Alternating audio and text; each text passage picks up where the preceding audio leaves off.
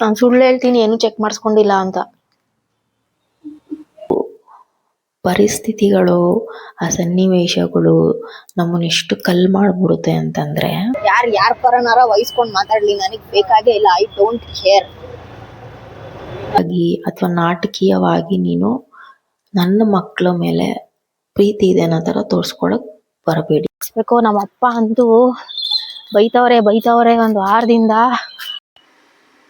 ಅನ್ಸುತ್ತೆ. ಇಷ್ಟೊಂದೆಲ್ಲ ಕಷ್ಟ ಪಡ್ತಾ ಇದೀನಲ್ಲ ಅಂತ. ಹಬ್ಬ ಯಾರು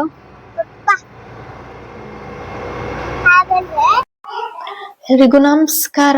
ಎಲ್ರು ಹೇಗಿದ್ದೀರಾ? ನಾನ್ ಚೆನ್ನಾಗಿದ್ದೀನಿ ಅಂತ ಹೇಳ್ತಾ ಡೈಲಿ ವ್ಲಾಗ್ ನ ಸ್ಟಾರ್ಟ್ ಮಾಡಿದೀನಿ. ಸೊ 2 days ಇಂದ ವ್ಲಾಗ್ ಏನು ಶೂಟ್ ಮಾಡಕ್ಕಾಗಿಲ್ಲ, ತುಂಬಾ ಅಂದ್ರೆ ತುಂಬಾ ಬ್ಯುಸಿ ಇದ್ದೆ. ಸೊ ಇವಾಗ ಭಾನುವಾರದ ವ್ಲಾಗ್ ನ ಶೂಟ್ ಮಾಡ್ತಾ ಇದ್ದೀನಿ. ನೋಡೋಣ ಬನ್ನಿ ಇವತ್ತಿನ ದಿವಸ ಹೇಗ್ ಹೋಗುತ್ತೆ ಅಂತ ಹೇಳ್ಬಿಟ್ಟು. ಇವಾಗ ಮಕ್ಕಳು ಎದ್ದಿದ್ದಾರೆ. ಟೈಮ್ ಬಂದು 8:45 ಆಗಿದೆ. ಟಿಫನ್ ಮಾಡ್ಬೇಕು. ಇನ್ನು ಇವತ್ತು ಸಂಡೇ ಆಗಿರೋದ್ರಿಂದ ನಾನ್ ವೆಜ್ ಸ್ಪೆಷಲ್ ಕಂಪಲ್ಸರಿ ಇದ್ದೇ ಇರುತ್ತೆ.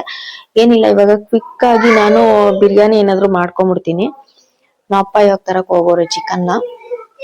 ಮಕ್ಕಳು ಆಲ್ರೆಡಿ ಎದ್ದು ಆಟ ಆಡ್ತಿದ್ದಾರೆ. ಬನ್ನಿ ತೋರಿಸ್ತೀನಿ ಅವ್ರನ್ನು ಸಹ. ಏನಪ್ಪಾ ಏನಪ್ಪಾ ಏನ್ ಬೇಕು? ಯಾವಾಗ ನೋಡಿದ್ರು ನೀನ್ ಮೊಬೈಲ್ ಅಂತ ಇರ್ತೀಯಲ್ಲ. ನಡಿ ಆಚೆಗಡೆ ಆಟ ಆಡ್ ನಡಿ. ನೋಡಿ ಅಕ್ಕನು ನೋಡಿ ಸಿರಿ ಆಟ ಆಡ್ತಿಲ್ವಾ? ಬೆಳಿಗ್ಗೆ ಮೊಬೈಲ್ ಕೇಳ್ತಾನೆ, ಯಾವಾಗ್ಲೂ ಇವ್ನ್ ಮೊಬೈಲ್ ನೋಡ್ತಾನೆ ಅಂತ ಅನ್ಕೊಳಲ್ವ ಎಲ್ಲಾರುನು? ಎದ್ದೆದ್ದವನೆ. ಹಾಯ್ ಮಾಡು. ಹಾಯ್. ಇದೆಲ್ಲ ಚೆನ್ನಾಗ್ ಮಾಡ್ತೀಯಾ ಅಲ್ವಾ? ಅಲ್ಲಿ ಕುತ್ಕೊಂಡು ಆಟ ಆಡಕ್ ಆಗಲ್ಲ ನಿನ್ಗೆ ಅಲ್ವೇನಾ? ಮಧ್ಯರಾತ್ರಿ ಎದ್ಬಿಡ್ತಾನೆ.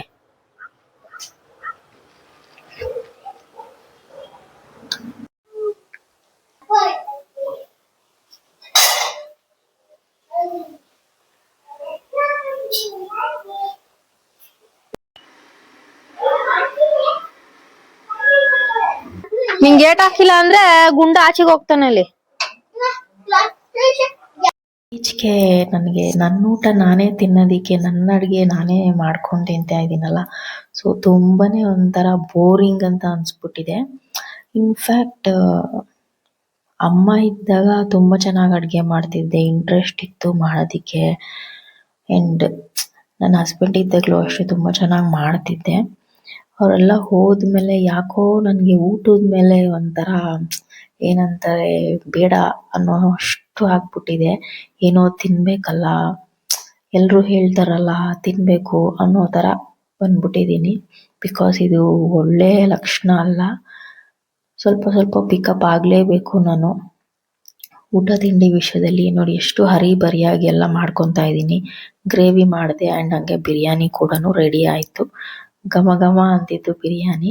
ಹಂಗೆ ನೋಡಿದಾಗ ತಿನ್ಬೇಕು ಅನ್ಸುತ್ತೆ, ಬಟ್ ನಿಜಕ್ಕೂ ನಾನು ತಿಂದೇ ಇರಲ್ಲ. ಇವಾಗ ರೆಡಿ ಮಾಡ್ಕೊಂಡಿದೀವಿ ಎಲ್ಲಾನು. ಸೊ ಎಲ್ಲಿಗೆ ಹೋಗ್ತಾ ಇದೀನಿ ಅಂತಾನೆ ಹೇಳಿಲ್ಲ ನೋಡಿ. ತುಂಬಾ ದಿನ ಆಗಿತ್ತಲ್ವಾ ಯಲಹಂಕಕ್ಕೆ ಹೋಗಿ. ಮಗಳು ಬರ್ತ್ಡೇ December 13th ಏನೋ ಹೋಗಿದ್ದು, ಅದಾದ್ಮೇಲೆ ಹೋಗೇ ಇಲ್ಲ. ಸೊ ಮಗಳಿಗೂ ಕೂಡ ರಜಾ ಇದೆ, ಹಂಗಾಗಿ ಹೋಗ್ಬಿಟ್ಟು ಬರೋಣ ಅಂತ ಹೇಳಿ ಇವಾಗ ಒಂದ್ ಸ್ವಲ್ಪ ಪೆಂಡಿಂಗ್ ಕೆಲ್ಸಗಳಿದೆ, ಅದನ್ನ ಮುಗಿಸ್ಕೊಂತೀನಿ.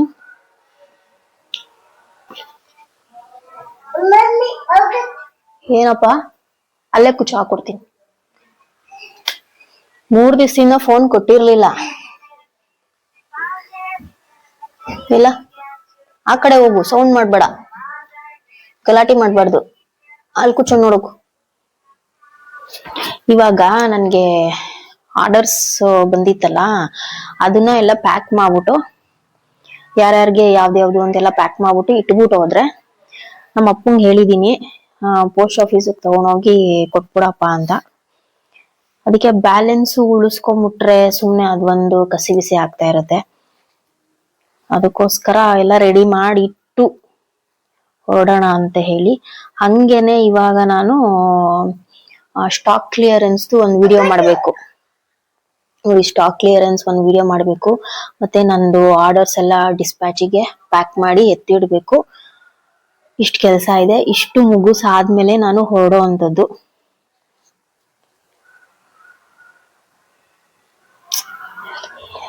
ಒಂದ್ಸಲಿ ಅನ್ಸುತ್ತೆ ಇಷ್ಟೊಂದೆಲ್ಲ ಕಷ್ಟ ಪಡ್ತಾ ಇದೀನಲ್ಲ ಅಂತ. ಬಟ್ ಇದನ್ ಕಷ್ಟ ಅಂತ ನಾನು ಯಾವತ್ತೂ ಅನ್ಕೊಂಡಿಲ್ಲ. ಇಷ್ಟಪಟ್ಟೆ ಮಾಡ್ತಾ ಇದ್ದೀನಿ. ಕಷ್ಟ ಅನ್ಕೊಂಡ್ರೆ ಏನು ಸಾಧಿಸಕ್ ಆಗಲ್ಲ.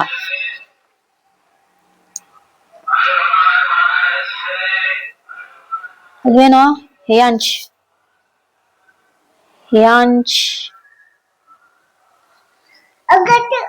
ಇವನಂತೂ ಗುಂಡ, ನಿಂಗ ಹಾಕೊಳಕ್ ಬರಲ್ಲ ಏನಿಲ್ಲ, ಸುಮ್ನೆ ನನ್ ತಲೆ ತಿಂತ್ಯ. ಹೋಗ ಕಡೆ. ಅಕ್ಕ ಟಿವಿ ನೋಡ್ತೊಳ್ತಾನೆ, ಗೊಂಬೆ ಹೋಗ್ ನೋಡ್ಬೇಕು ತಾನೆ ನೀನು. ಕೊಟ್ಟಿರ್ಲಿಲ್ಲ, ಇವಾಗ ಇಸ್ಕೊಂಡವನೆ. ನಿಂಗ್ ಡಿಸ್ಟರ್ಬ್ ಮಾಡ್ತಾನಲ್ಲ ಅಂತ ಕೊಟ್ಟು ಕೂರ್ಸಿದ್ದಾಯ್ತು. ಇದೊಂದ್ ಸ್ವಲ್ಪ ಕೆಲಸ ಮುಗಿಸ್ತೀನಿ. ಯಾವ ಸೀರಾ ಪ್ಯಾಕಿಂಗ್ ಮಾಡ್ತೀನಿ ಅಂತ ನಿಮಗೂ ಸಹ ಹೇಳ್ತೀನಿ. ಇನ್ನ ಒಂದು 1 hour ಏನೋ ಕೆಲಸ ಇದೆ ನನ್ಗೆ. ವಿಡಿಯೋಸ್ ಎಲ್ಲ ರೆಡಿ ಮಾಡಿ ಇಟ್ಕೊಂಡ್ರೆ ನಾನು ಅಪ್ಲೋಡ್ ಮಾಡೋದಿಕ್ ನನ್ಗೆ ಈಸಿ ಆಗುತ್ತೆ. ಸುಮ್ನೆ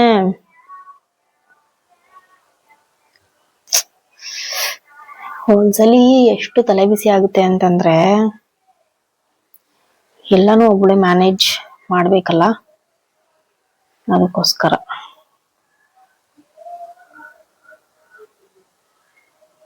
ನಂದೇನು ಅಂತಂದ್ರೆ ಆ ಟೈಮ್ಗೆ ಏನ್ ಕೆಲಸ ಮಾಡ್ಬೇಕು ಅದನ್ನ ಮಾಡ್ಬಿಡ್ಬೇಕು.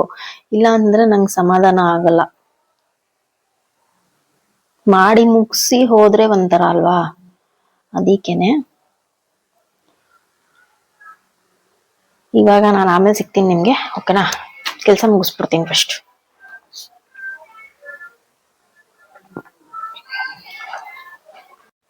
ನೋಡಿ, ಇದೊಂದ್ ಸ್ಯಾರಿ ಮೆರೂನ್ಗೆ ಪೀಚು. ಇದು ತುಂಬಾ ಸೇಲ್ ಆಯ್ತು ನನ್ನ ಒಂದು ಪೇಜ್ ಅಲ್ಲಿ. ತಿರ್ಗಾ ರೀಸ್ಟಾಕ್ ಮಾಡಿಸ್ತಾ ಇದ್ದೀನಿ. ಅಂಡ್ ಇದೊಂದ್ ಕಲರು ಸಕ್ಕದಾಗಿದೆ ಸ್ಯಾರಿ ಮಾತ್ರ.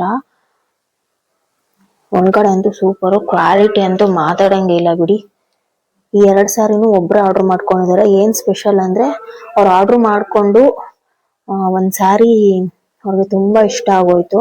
ತಿರ್ಗಾ ನನ್ಗೆ ಇನ್ನ ಒಂದು 2-3 ಸ್ಯಾರಿ ಬೇಕು ಅಂತ ಹೇಳಿ ಆರ್ಡರ್ ಮಾಡ್ಕೊಂಡಿದ್ದಾರೆ. ಸೊ ಇವಾಗ ಇದನ್ನ ಪ್ಯಾಕ್ ಮಾಡ್ತೀನಿ. ಇನ್ನ ಸುಮಾರು ಇದಾವೆ, ಬಟ್ ಇದು ಯೂನಿಕ್ ಆಗಿತ್ತು ಅಂತ ಅನ್ಬಿಟ್ಟು ನಿಮಗೆ ತೋರಿಸ್ತಾ ಇದ್ದೀನಿ, ಓಕೆನಾ? ನಮ್ಮಪ್ಪ ಈ ಕ್ಯಾಬ್ ಅವ್ರ ಹತ್ರ ಮಾತಾಡ್ತಾ ಇದ್ರು. ಬುಕ್ ಮಾಡಿದ್ವಿ.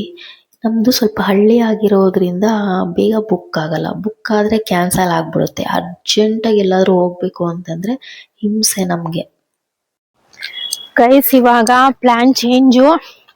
ನನ್ ಮಗಳಿಗೆ ವ್ಯಾಕ್ಸಿನೇಷನ್ ಹಾಕ್ಸ್ಬೇಕು. ನಮ್ಮ ಅಪ್ಪ ಅಂತೂ ಬೈತವ್ರೆ 1 ವಾರದಿಂದ.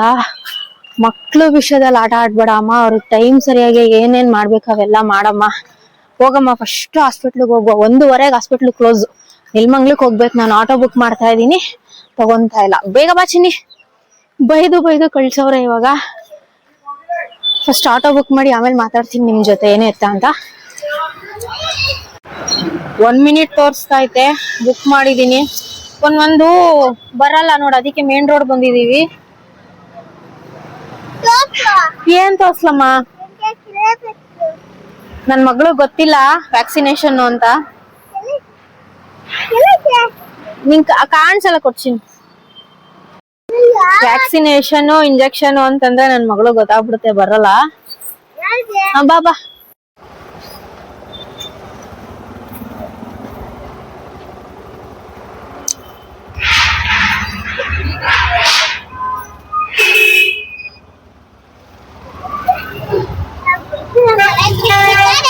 ಏನಮ್ಮ? ಗುಂಡುನ ಮನೇಲಿ ಬಿಟ್ಬಿಟ್ಟು ಹೋಗ್ತಾ ಇದೀವಿ. ಅವ್ನ್ ಚೀಸಿ ತಿನ್ಕೊಂಡ್ ಮನೇಲೇ ಇರ್ಲಿ ಬಾ.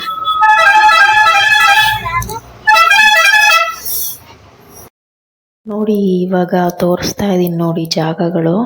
ತುಂಬಾ ಓಡಾಡ್ತಿದ್ವಿ ನಾನು ನನ್ನ ಹಸ್ಬೆಂಡು. ಇಲ್ಲಿ ಒಂದು ರೆಸ್ಟೋರೆಂಟ್ ಇದೆ, ತುಂಬಾನೇ ಫೇವ್ರೆಟ್ ನಮ್ಮಿಬ್ರಿಗೂನು. ವೀರೂಸ್ ಅಂತ ಅಂದ್ಬಿಟ್ಟು. ಎಲ್ಲ ಹಂಗೆ ನೆನಪಾಗೋಯ್ತು ನನಗೆ.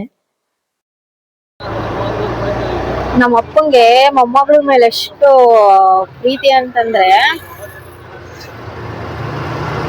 ಜವಾಬ್ದಾರಿನೂ ಅಷ್ಟೇ ಜಾಸ್ತಿ ಇದೆ. ನಾನ್ ನೆಗ್ಲೆಕ್ಟ್ ಮಾಡಿದ್ರು ನಮ್ಮಪ್ಪ ಮಕ್ಳ ವಿಷಯದಲ್ಲಿ ಯಾವುದೇ ಒಂದು ವಿಚಾರನೂ ನೆಗ್ಲೆಕ್ಟ್ ಮಾಡಲ್ಲ. ಬೇರೆಯವ್ರು ಇದಾರೆ ಸುಮ್ಮನೆ ತಿನ್ಕೊಂಡು ಆರಾಮಾಗಿ. ನಾನು ಹೇಳೋದೇ ಬೇಡ, ನಿಮ್ಗೂ ಅರ್ಥ ಆಗಿರುತ್ತೆ. ಮಕ್ಳಿಗೆ ಟೈಮ್ಗೆ ಏನ್ ಬೇಕು ಏನ್ ಬೇಡ ಇವೆಲ್ಲ ನೋಡ್ಕೋಬೇಕು ಅನ್ನೋ ಒಂದು ಕನಿಷ್ಠ ಪಕ್ಷ ಜವಾಬ್ದಾರಿಗಳು ಇರಲ್ಲ ಕೆಲವ್ರಿಗೆ. ಅದಕ್ಕೆ ಹೇಳೋದು ನಮ್ಮಪ್ಪ ನಮ್ಮಮ್ಮ ಅಂತ, ಸುಮ್ನೆ ಹೇಳಲ್ಲ. ಇವಾಗ ಎಷ್ಟು ಬೈದು ಜಗಳ ಮಾಡಿ ಕಳ್ಸವ್ರೆ ಅಂತಂದ್ರೆ, ಏನಮ್ಮ ನಿಂಗೆ ಒಂಚೂರು ಜವಾಬ್ದಾರಿನೇ ಇಲ್ಲ. ಆಗ್ಲೇ 4 years ಅಂತಂದ್ರೆ December 13th ಇವ್ರ ಬರ್ತಡೆ ಅಲ್ವಾ, ಹಿಂದೆ ಮುಂದೆ ಹಾಕಿಸ್ಕೊಡ್ಬೇಕಿತ್ತು. ನಾನು ಅವತ್ತೇ ಹೇಳ್ದೆ ನಿಮ್ಗೆ. ಬಟ್ ನನ್ ಕೆಲ್ಸ ಅನ್ಕೊಂಡು ಹಂಗೆ ಹೋಗೋದು ಬೇಡ, ಹೋಗ್ಬೇಕು. ಬಟ್ ಕೆಲ್ಸದಿಂದ ಹಾಕ್ತಾ ಇರ್ಲಿಲ್ಲ. ಅದಕ್ಕೆ ಇವತ್ತು ಯಲಹಂಕ ಹೊರಟವಳು ಫಸ್ಟ್ ನೀನು ಮಗುಗೆ ವ್ಯಾಕ್ಸಿನೇಷನ್ ಹಾಕ್ಸ್ಕೊಂಡ್ ಬಂದ್ಬಿಡು. ನಾನು ಹೇಳ್ದೆ ನಮ್ಮ ಅಪ್ಪಂಗಪ್ಪ 4 to 6 years ಇದೆ ಅಪ್ಪ, ಹಾಕ್ಸ್ಕೋದು ಬಿಡಪ್ಪ ಯಾವಾಗನ ಅಂತಂದ್ರೆ, ಇಲ್ಲ ನೀನ್ ಇವಾಗ ಈಗ್ಲೇ ಹಾಕಿಸ್ಬೇಕು ಅಂತ ಅನ್ಬಿಟ್ಟು ದುಡ್ಡು ಕೊಟ್ಟಿ ಕಳ್ಸಿದಾರ ನಮ್ಮಪ್ಪ. ನಿಜ, ನಮ್ಮಪ್ಪ ಅಂತೂ ನಮ್ಮನ್ ಹೆಂಗ್ ನೋಡ್ಕೊಂಡ್ರು ಹಂಗೇನೆ ಮೊಮ್ಮಕ್ಳಿಗೂ ಹಂಗೆ ನೋಡ್ಕೋತಾರೆ. ಜನದ ಮುಂದೆ ಪ್ರೀತಿ ತೋರ್ಸಲ್ಲ ನಮ್ಮಪ್ಪ, ಜನದ ಮುಂದೆ ನಾಟಕ ಆಡಲ್ಲ, ಜನದ ಮುಂದೆ ನಾನ್ ಮಾಡ್ದೆ ಅಂತ ಎಲ್ಲೂ ಹೇಳ್ಕೊಳಲ್ಲ. This is my father. ಅದಕ್ಕೆ ನಮ್ಮಪ್ಪ ಅಂದ್ರೆ ನನಗೆ ಗ್ರೇಟ್ ಜಾಸ್ತಿ. ಆದ್ರೆ ಬೇರೆಯವ್ರು ಇದಾರೆ ಮಲ್ಕೊಳ್ಳೋದಷ್ಟೇ ಅವ್ರದ್ದು. ನಾವ್ ಹೆಂಗಿದೀವಿ, ಮೊಮ್ಮಕ್ಳು ಹೆಂಗಿದಾರೆ, ಏನ್ ಮಾಡ್ತಿದಾರೆ, ಏನು ಎತ್ತ ಏನು ಕೇಳ್ಕೊಂಬೇಡಿ. ಆಮೇಲೆ ಮಾತಾಡ್ತೀನಿ ಇದ್ರ ಬಗ್ಗೆ, ಹೇಳಲೇಬೇಕು ಈ ಸಂದರ್ಭದಲ್ಲಿ ಅಂತಾನೆ ಹೇಳ್ತಾ ಇರೋದು. ಬಿಕಾಸ್ ನಾಳೆ ದಿವಸ ನನ್ನ ಮಕ್ಳು ಕೂಡ ನನ್ನ ಚಾನೆಲ್ ನೋಡ್ತಾರೆ, ಅವ್ರಿಗೂ ಗೊತ್ತಾಗ್ಬೇಕು ಯಾರ್ ಹೆಂಗೆ ಅಂತ ಅಂದ್ಬಿಟ್ಟೆ ನಾನು ಹೇಳ್ತಾ ಇರೋದು. ಯಾರ್ ಹೆಂಗಾನ ಅಫೆಂಡ್ ಆಗ್ಲಿ, ಅವ್ರು ಇರೋದನ್ನೇ ನಾನು ಹೇಳ್ತಾ ಇರೋದು. ಯಾರ್ ಪರನಾರ ವಹಿಸ್ಕೊಂಡ್ ಮಾತಾಡ್ಲಿ, ನನಗ್ ಬೇಕಾಗೇ ಇಲ್ಲ. I don't care. ನನಗ್ ಬೇಕಾಗಿರೋದು ನನ್ ಮಕ್ಳು ಚೆನ್ನಾಗಿರ್ಬೇಕಷ್ಟೆ. ಇವಾಗ ಇನ್ನೇನ್ ಒಂದು ಹಾಫ್ ವೇ ಬಂದಿದೀವಿ. ಆಟೋದವರು ಪಾಪ ಬೇಗ ಹೋಯ್ತವ್ರೆ. ನಮ್ಮ ಚಿನ್ನಿ ಗೊತ್ತಿಲ್ಲ ಅಲ್ಲಮ್ಮ.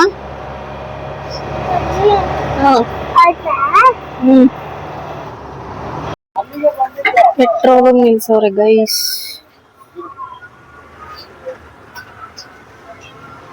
ಏನ್ ಚಿನ್ನಿ?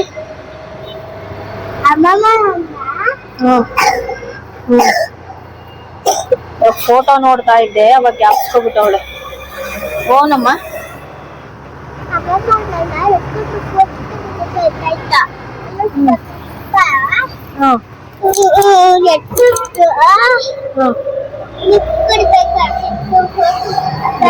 ಯಾರು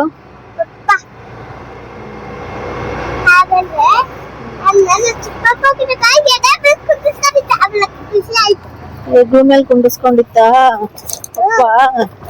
ನೀನ್ ಚಿಕ್ಕ ಪಾಪ ಹೋಗಿದ್ದಾಗ ಆ ಫೋಟೋ ಇಲ್ಲಿ ಅಟ್ಯಾಚ್ ಮಾಡ್ತೀನಿ ನೋಡಿ.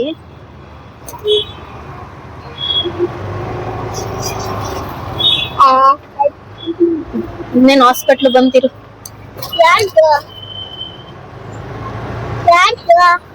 ನಮ್ದೆ.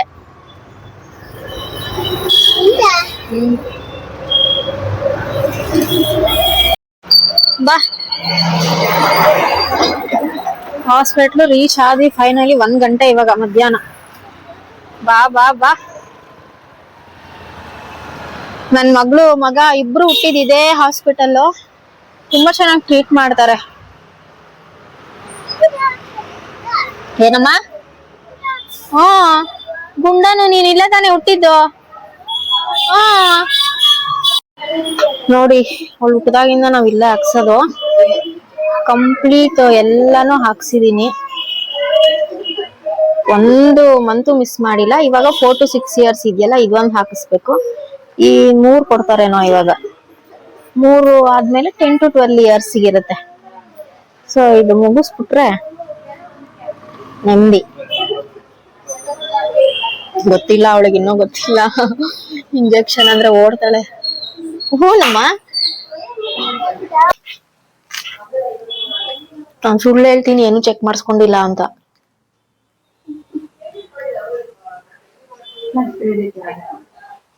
ಏನು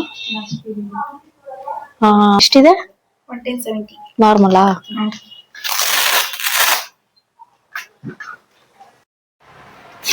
ನಾನು ತೋರ್ಸ್ಕೊಂಡಿದೀನಿ ನೋಡಿ, ಏನೇನೋ ಔಷಧಿ ಪೌಡ್ರು ಎಲ್ಲ ಕೊಟ್ಟವ್ರೆ. ವೀಕ್ ಅನ್ ನೋಡಿ, ಕುಂಡಿಸ್ಬೇಕಾ? ಹೇಳಿ ಕುತ್ಕೊಂಡಿರೋದ್ ನೀನು. ಇವಾಗ ನೋವ್ತಾ ಇಲ್ವಾ ಚುಚ್ಚ? ಇದು ಮಮ್ಮದು, ಅದ್ ನಿಂದು. ನೋಡಿ, ನನಗೆ ಈ ಪೌಡರ್ ಕೊಟ್ಟಿದ್ದಾರೆ, ಆಮೇಲೆ ಟ್ಯಾಬ್ಲೆಟ್ಸ್ ಕೊಟ್ಟಿದ್ದಾರೆ. ಬಿಲ್ ತೋರಿಸ್ತೀನಿ ಬನ್ನಿ ಎಷ್ಟಾಗಿದೆ ಅಂತ. ನೋಡಿ, ಇಂಜೆಕ್ಷನ್ ಎಲ್ಲ ಕೊಡ್ಸಿದ್ದಕ್ಕೆ 4360 rupees. ಎರಡೇನೋ ಕೊಟ್ಟಿದ್ದಾರೆ. ಓನಮ್ಮ, ಅಂದೆ ನೀನ್ ಬರಲ್ಲ ಅಂತ. ಇವಾಗ 10 years ಆದ್ಮೇಲೆ ಬರ್ಬೇಕಂತೆ ನಾವು, ನಿಂಗ್ ಚುಚ್ಚ ಕೊಡ್ಸಕ್ ತಿರ್ಗಾ. ನೋಡಿ, ಅವಳ ಹೆಸರು ಅವ್ರ ಪಪ್ಪ ದುರ್ಗಾ ಅಂತ ಬರ್ಸಿದ್ರು, ಹಂಗೆ ಇದೆ. ಬೇಬಿ ದುರ್ಗಾ. ನೋಡಿ ಇಲ್ಲಿ, ನಿನ್ ಹೆಸರು ದುರ್ಗಾ ಅಲ್ವಾ, ಅದಕ್ಕೆ ಇಲ್ಲಿ ಬರ್ದವ್ರು ನೋಡು ದುರ್ಗಾ. ಫಸ್ಟ್ ನೀನ್ ಹುಟ್ಟಿದ ತಕ್ಷಣ ಕೊಟ್ಟಿದ್ರು, ಅವಾಗ ಈ ತರ. ಸರಿ, ಇವಾಗ ಹೋಗೋಣ, ಬಟ್ ಟೈಮ್ ಆಗ್ಬಿಡುತ್ತೆ. ಇಟ್ಕೊಂಡು ಡೈರೆಕ್ಟು ಮನೆಗೇನೆ ಬಸ್ ಸಿಕ್ತು. ಸೊ ಹಾಗಾಗಿ ಬಸ್ಸಲ್ಲಿ ಹೋಗ್ತಾ ಇದೀವಿ ಆರಾಮಾಗಿ. ಸೀಟು ಕೂಡ ಖಾಲಿ ಇತ್ತು. ಮನೆ ಮುಂದೆನೆ ನಿಲ್ಸುತ್ತೆ. ಇನ್ನೇನು ಆಟೋದಲ್ಲಿ ಹೋದ್ರೂ ಟ್ರಾಫಿಕ್, ಬಸ್ಸಲ್ಲಿ ಹೋದ್ರೂ ಅಷ್ಟೇ ಅಂತ ಅಂದ್ಬಿಟ್ಟು ಹೊರಟ್ವಿ. ಇವಾಗ ಮನೆ ರೀಚ್ ಆದ್ವಿ. 2:30. ಹೆಂಗು ಸಾಂಬಾರೆಲ್ಲ ಮಾಡಿಟ್ಟಿದ್ದೆ ಬೆಳಗ್ಗೆನೆ ನಾನು, ಚಿಕನ್ ಸಾಂಬಾರು. ಇವಾಗ ಸ್ವಲ್ಪ ಅನ್ನಕ್ಕಿಟ್ಟು ಮುದ್ದೆ ಮಾಡ್ತೀನಿ. ಇನ್ನೊಂದೇನಪ್ಪಾ ಅಂತಂದ್ರೆ, ನನ್ನ ಇಬ್ರು ಮಕ್ಳುನು ಅಲ್ಲೇ ಆಸರೆ ಹಾಸ್ಪಿಟಲ್ ಅಲ್ಲೇ ಡೆಲಿವರಿ ಆಗಿದ್ದು. ತುಂಬಾ ಒಳ್ಳೆ ಹಾಸ್ಪಿಟ್ಲು, ತುಂಬಾ ಚೆನ್ನಾಗಿ ನೋಡ್ತಾರೆ ಮಕ್ಳನ್ನ ಮಾತ್ರ. ಇವಾಗ ನಾನು ಕೂಡ ತೋರಿಸ್ಕೊಂಡ್ ಬಂದಿದೀನಿ. ಅಮ್ಮ ಇದ್ದಾಗ ಹೋಗಿದ್ದೀನಿ ನಾನು, ಅದಾದ್ಮೇಲೆ ಹೋಗಿರ್ಲಿಲ್ಲ. ಮೆಡಿಸಿನ್ಸ್ ಎಲ್ಲ ಕೊಟ್ಟಿದ್ದಾರೆ, ಹಂಗೆ ಫಾಲೋ ಅಪ್ ಕೂಡ ಹೇಳಿದ್ದಾರೆ. ನಾನು ಪ್ರತಿಯೊಂದು ನಿಮ್ಗೆ ಹಾಸ್ಪಿಟಲ್ ಬಗ್ಗೆ ಹೇಳಿದ್ದೆ. ಎಸ್ಪೆಷಲಿ ನನ್ನ ಮಕ್ಳಿಗೆ, ಯಾರಿಗೆ ಹೆಂಗ್ ಹೋಗೋದಿಲ್ಲ, ನನ್ನ ಮಕ್ಳಿಗಂತೂ ಆ ಹಾಸ್ಪಿಟ್ಲು ಅರ್ಧ ದಿವಸದಲ್ಲಿ ಕ್ಯೂರ್ ಆಗಿ ಹೋಗ್ಬಿಡುತ್ತೆ. ಏನೇ ಒಂದು ಜ್ವರ, ನೆಗಡಿ, ಕೆಮ್ಮಿದ್ರು. ಅದಕ್ಕೆ ಇವಾಗ ವ್ಯಾಕ್ಸಿನೇಷನ್ ಹಾಕ್ಸ್ಕೊಂಡ್ ಬಂದಿದ್ದೆಲ್ಲ ಮುಗೀತು. ನೆಕ್ಸ್ಟ್ 10 years ಹೇಳಿದ್ದಾರೆ. ಓಕೆನಾ, ಇವಾಗ ಊಟ ಮಾಡೋಣ, ಆಮೇಲೆ ಮಾತಾಡ್ತೀನಿ ಆಯ್ತಾ. ಎಲ್ಲಂಕ ಹೋಗೋ ಪ್ಲಾನ್ ಇದೆಯಾ ಇಲ್ವೋ ಗೊತ್ತಿಲ್ಲ, ಸುಸ್ತಾಗೋಯ್ತು ಇಲ್ಲೇನೆ ನನ್ಗೆ. ಸೊ ಬನ್ನಿ ಇವಾಗ ಊಟ ಗಿಟ ಮಾಡ್ಕೊಳ್ಳೋಣ. ನಿಜ, ಇವತ್ತು ನನ್ನನ್ನು ಡಾಕ್ಟರ್ಸ್ ನೋಡ್ಬಿಟ್ಟು, ನಾನು 2 ಹೆರಿಗೆನೂ ಅಲ್ಲೇ ಅಲ್ವಾ ಆಗಿದ್ದು, ನೀನು ಎಷ್ಟು ಗ್ರೇಟ್ ಅಮ್ಮ ಅಂದ್ಬಿಟ್ಟು ಕೈ ಎತ್ತಿ ಮುಗಿದ್ಬಿಟ್ರು. ಬಿಕಾಸ್ ನನ್ನ ಪರಿಸ್ಥಿತಿ ಅವ್ರಿಗೆ ಗೊತ್ತು. ಎಲ್ಲ ಕಡೆ ಹೆಂಗೆ ಮ್ಯಾನೇಜ್ ಮಾಡ್ತಾ ಇದೀಯ ಅಮ್ಮ ನೀನು, 2 ಮಕ್ಕಳು, ಈ ಥರ ಸಿಚುಯೇಷನ್ಸು ಅಂತ ಅಂದ್ಬಿಟ್ಟು. ನೋಡಿ, ನಮ್ಮವ್ರಿಗಿಂತ ಹೊರಗ್ನೋರೇ ಜಾಸ್ತಿ ನಮ್ಮನ್ನು ಅರ್ಥ ಮಾಡ್ಕೊಳ್ಳೋದು. ನಾನು ಯಾರನ್ನೂ ಇಲ್ಲಿ ಬ್ಲೇಮ್ ಮಾಡಬೇಕು ಇಲ್ಲ ಉದ್ದೇಶಪೂರ್ವಕವಾಗಿ ಅವ್ರಿಗೆ ಹೀಯಾಳಿಸ್ಬೇಕು ಅಂತಲ್ಲ. ಕನಿಷ್ಠ ಪಕ್ಷ ಅವ್ರವ್ರ ರೆಸ್ಪಾನ್ಸಿಬಿಲಿಟಿ ಅನ್ನೋದಿರುತ್ತೆ. ನಾನು ಯಾರ ಹತ್ರನೂ 1 ರೂಪಾಯಿ ಕೇಳಲ್ಲ, ಕೇಳೋ ಥರ ನಾನು ಇಟ್ಕೊಂಡಿಲ್ಲ. ಇನ್ನೊಂದು ಏನು ಅಂದರೆ, ನನ್ನ ಹತ್ರ ಇದ್ರೆ ನಾನೇ ಕೊಟ್ಬಿಟ್ಟು ಬಂದ್ಬಿಡ್ತೀನಿ. ಅದನ್ನು ವಾಪಸ್ ಕೇಳೋಕ್ಕೂ ನಾನು ಹಿಂದೆ ಮುಂದೆ ನೋಡೋ ಅಂಥ ವ್ಯಕ್ತಿ. ಈ ಥರ ತುಂಬ ಸೀನ್ಗಳಾಗಿದ್ದಾವೆ. ಬಟ್ ಏನು ಅಂದರೆ, ವಾಟ್ ಐ ಎಕ್ಸ್ಪೆಕ್ಟ್ ಈಸ್, ನನ್ನನ್ನು ಯಾರು ಕೇರ್ ಮಾಡೋದೇನು ಬೇಕಾಗಿಲ್ಲ. ಬಟ್ ಮಕ್ಕಳು ಹೆಂಗಿದ್ದಾರೆ, ಏನು ಮಾಡ್ತಿದ್ದಾರೆ, ಅವ್ರ ಕಾಲಕ್ಕೆ ಏನು ಬೇಕು ಏನು ಬೇಡ, ಆ್ಯಂಡ್ ಹೋಗ್ಲಿ ಫೋನ್ ಮಾಡಿ ವಿಚಾರಿಸೋಕ್ಕೂ ಯಾರೂ ಮಾಡಲ್ಲ ಗೊತ್ತಾ. ಇದು ರಿಯಾಲಿಟಿ. ಇವಾಗ ನಾವು ಹೆಂಗಿದ್ದೀವಿ ಬಿಟ್ಟಿದ್ದೀವಿ ಅಂತ ನಮ್ಮ ಅಪ್ಪ ಒಬ್ಬರು ನಮ್ಮನ್ನು ಇದು ಮಾಡ್ತಾರೆ ಹೊರತು, ಬೇರೆಯವ್ರು ಯಾರೂ ಇದುವರೆಗೂ ನಮ್ಗೆ ಯಾರೂ ಫೋನು ಮಾಡಲ್ಲ. ಮಾಡ್ತಾರೆ, ನಮಗೆ ಬೇಕಾಗಿರೋರು ಮಾಡ್ತಾರೆ. ನಾವು ಎದುರುಗಡೆ ಹೋದ್ರಷ್ಟೇ ನಾವಿದ್ದೀವಿ ಅನ್ನೋದು ನೆನಪಾಗುತ್ತೆ. ಆ್ಯಂಡ್ ನನ್ನ ಯೂಟ್ಯೂಬ್ ನೋಡಿ ನಾನು ಏನು ಮಾಡ್ತೀನಿ ಏನು ಬಿಡ್ತೀನಿ ಅನ್ನೋದನ್ನ ನೋಡ್ತಾರೆ ಹೊರತು, ಹೇಳಲ್ವಾ, ಮನುಷ್ಯ ಇದ್ದಾಗ ಅಷ್ಟೇ ಬೆಲೆ, ಹೋದ್ಮೇಲೆ ಏನೂ ಬೆಲೆ ಇಲ್ಲ. ಆ ಒಂದು ಪರಿಸ್ಥಿತಿಗಳು, ಆ ಸನ್ನಿವೇಶಗಳು ನಮ್ಮನ್ನು ಎಷ್ಟು ಕಲ್ಲು ಮಾಡಿಬಿಡುತ್ತೆ ಅಂತಂದರೆ, ನಾನು ಯಾರ ಹತ್ರನೂ ಹೇಳೋದು ಕೇಳೋದು ಆ ಥರ ಎಲ್ಲ ನಾನೇನು ಇಟ್ಕೊಂಡಿಲ್ಲ ಫಸ್ಟ್ ಆಫ್ ಆಲ್. ಆ್ಯಂಡ್ ನನ್ನ ಒಂದು ರೆಸ್ಪಾನ್ಸಿಬಿಲಿಟಿ ಏನಿದೆ ಅದನ್ನು ನಾನು ಪಕ್ಕಾ ಮಾಡ್ತಾಯಿದ್ದೀನಿ. ಆ್ಯಂಡ್ ಬೆರಳು ಮಾಡಿ ತೋರಿಸೋ ಥರನೂ ನಾನು ಇಟ್ಕೊಂಡಿಲ್ಲ. ಹೇಳ್ತಲ್ವ, ನಾನು ಏನು ಎಕ್ಸ್ಪೆಕ್ಟ್ ಮಾಡ್ತೀನಿ ಅಂತಂದರೆ, ಎದುರುಗಡೆ ಬಂದಾಗ ಫೇಕಾಗಿ ಅಥವಾ ನಾಟಕೀಯವಾಗಿ ನೀನು ನನ್ನ ಮಕ್ಕಳ ಮೇಲೆ ಪ್ರೀತಿ ಇದೆ ಅನ್ನೋ ಥರ ತೋರಿಸ್ಕೊಳಕ್ಕೆ ಬರಬೇಡಿ. ಆಯಿತಾ. ನನಗೆ ಗೊತ್ತಾಗುತ್ತೆ ಯಾವ್ದು ಫೇಕು ಯಾವ್ದು ರಿಯಾಲಿಟಿ. ಬಿಕಾಸ್ ನನಗೂ 36 ವರ್ಷ ಆಗಿದೆ. ಯಾರು ಹೆಂಗೆ, ನಾನು ಹಿಂದೆ ಹೆಂಗೆ ಮುಂದೆ ಹೆಂಗೆ ಅಂತ ನನಗೂ ಗೊತ್ತಾಗುತ್ತೆ. ಬಟ್ ಲಿಟ್ರಲಿ ನಾನು ಕೇರ್ ಮಾಡಲ್ಲ. ಕೆಲವೊಂದು ಸಂಬಂಧಗಳು ನಮಗೆ ಬೇಕು ಅಂತ ಅಂದಾಗ ಉಳಿಸ್ಕೊಬೇಕು, ಬೇಡ ಅಂತಂದಾಗ ಅವರಿಂದ ದೂರ ಇರೋದೇ ಒಳ್ಳೆಯದು.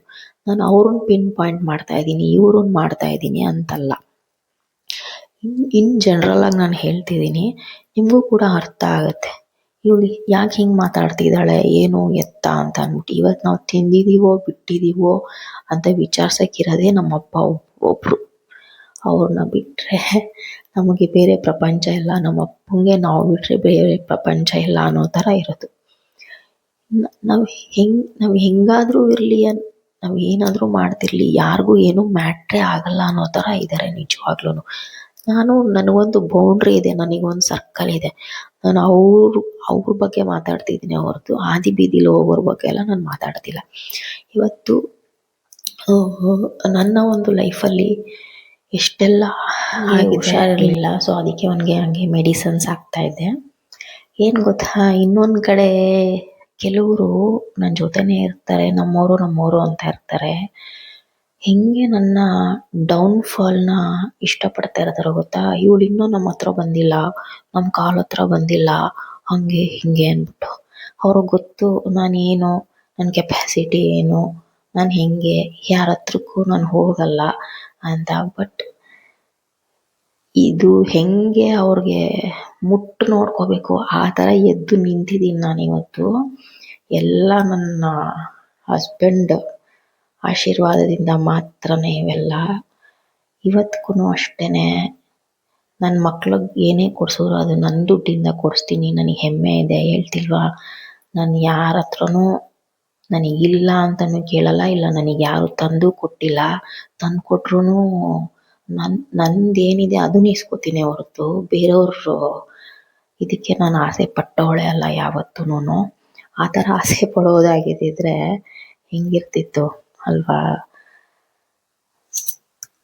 ನಮ್ಮ ಭಾಗಕ್ಕೆ ಎಷ್ಟಿದೆ ಅಷ್ಟರಲ್ಲೇ ತೃಪ್ತಿ ಪಡ್ಕೊಳ್ಳೋಳು ನಾನು.